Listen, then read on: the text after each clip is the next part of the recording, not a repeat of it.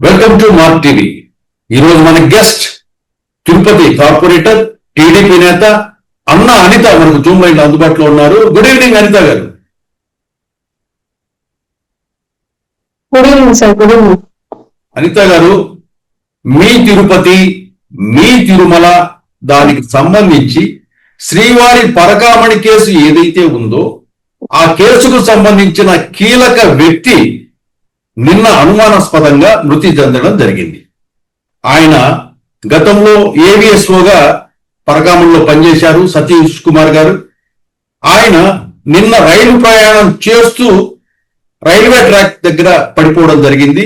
దాన్ని ఆయన కుటుంబ సభ్యులు కూడా దీన్ని హత్య అనేసి కూడా అంటున్నారు. దీనిపై మీ పార్టీ దగ్గర ఉన్న సమాచారం ఏంటి? ఏదైతే జరిగిందో మేము ఆల్రెడీ ప్రెస్ మీట్ పెట్టి చెప్పాం, ఇది హత్యగానే ఉంది, ఇదైతే ఆత్మహత్య కాదు అని చెప్పి నిన్న ఆ మర్డర్ జరిగిన విధానం కానీ మనకు వచ్చిన ఫుటేజ్ కానీ చూసినట్టయితే క్లియర్ గా తెలుస్తుంది. అండ్ వాళ్ళ బంధువర్గాలు కూడా బీసీకి సంబంధించిన వాళ్ళు ఆల్రెడీ మాతో కాంటాక్ట్ అయ్యి మాకు క్లియర్ గా ఇన్ఫర్మేషన్ ఇవ్వడం జరిగింది.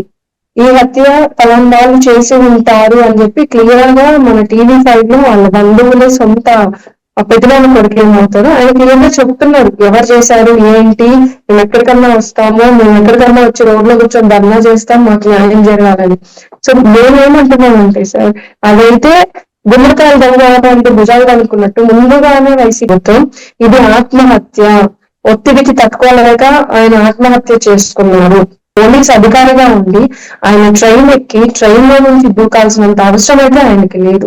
క్లియర్ గా మనకి ఈ రోజు వచ్చిన ఫోరెన్సిక్ రిపోర్ట్ లో డాక్టర్స్ చెప్తున్నారు, బలమైన ఆయుధంతో ఒక గట్టి పదార్థంతో ఒక వస్తువుతో తల మీద అండ్ మెడ దగ్గర రెండు దగ్గర ఇది గట్టిగా మోదారు, కొట్టారు అనేది మనకు క్లియర్ గా ఫోరెన్సిక్ రిపోర్ట్ లో వచ్చింది.